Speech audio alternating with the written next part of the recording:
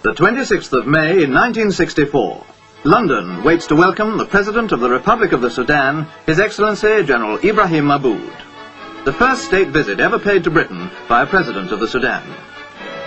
At Victoria Station, Her Majesty Queen Elizabeth II, with members of the royal family, waits to greet the President, due to arrive by train from Gatwick Airport outside London. Among the distinguished people also gathered to welcome him are the Prime Minister, Sir Alec Douglas-Home, the Foreign Secretary, Mr. Butler, and the Lord Mayor of London.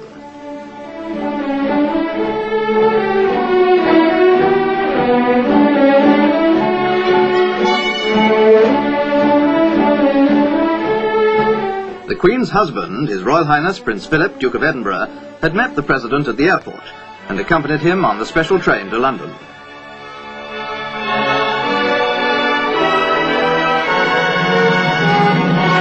The Queen presented her aunts, the Princess Royal and Princess Marina, Duchess of Kent, and her uncle, the Duke of Gloucester.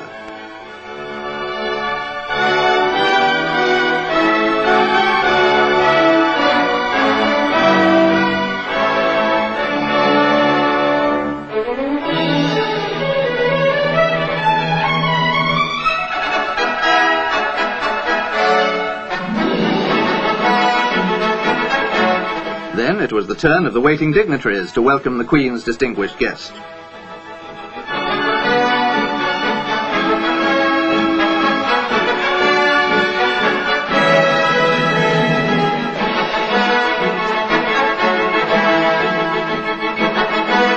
Outside the station, in the gaily decorated streets, crowds waited to cheer the President, while a salute of 41 guns was fired in his honour.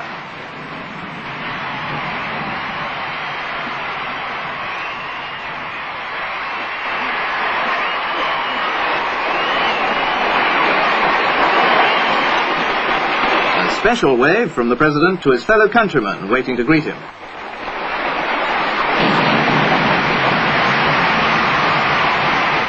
Followed by the members of their suites, the President and the Queen were accompanied by a sovereign's escort of household cavalry as they drove to Buckingham Palace, the Queen's London home.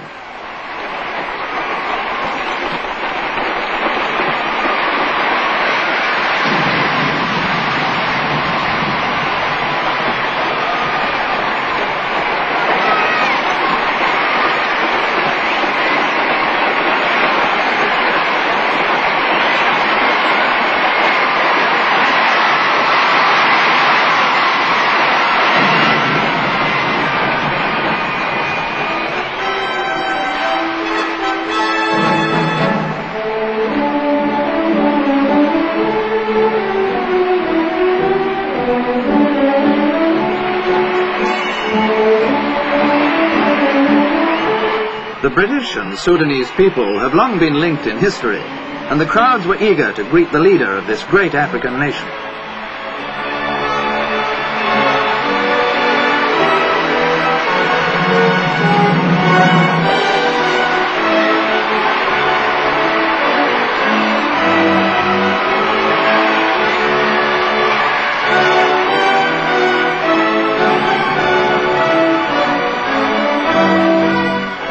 Later that day, the President visited Westminster Abbey, where Britain's sovereigns have been crowned for nearly 1,000 years. He was welcomed by the Sub-Dean, who escorted him into the great church.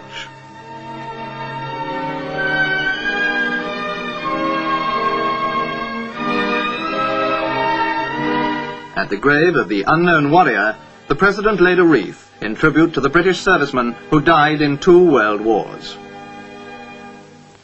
One of the highlights of the summer in London is the annual flower show held at Chelsea. This show attracts visitors from all over the world. On the second day of his visit, the President, who is keenly interested in all forms of horticulture, was able to see some of the new strains of flowers produced by Britain's growers, as well as mass displays of all kinds.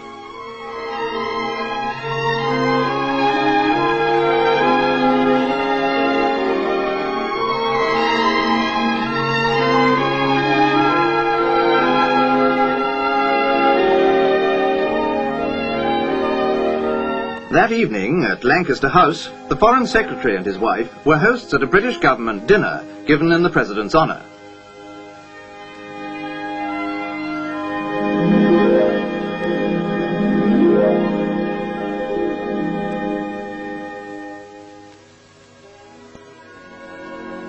Later, the same night, the President travelled north to Edinburgh, capital of Scotland.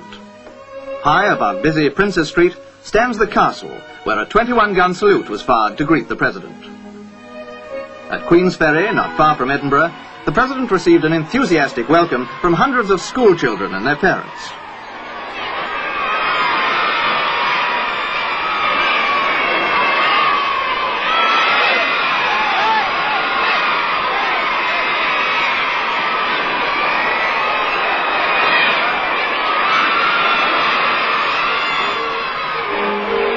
From Queensferry, it's only a short distance to the new Forth Road Bridge, now under construction alongside the famous Forth Railway Bridge.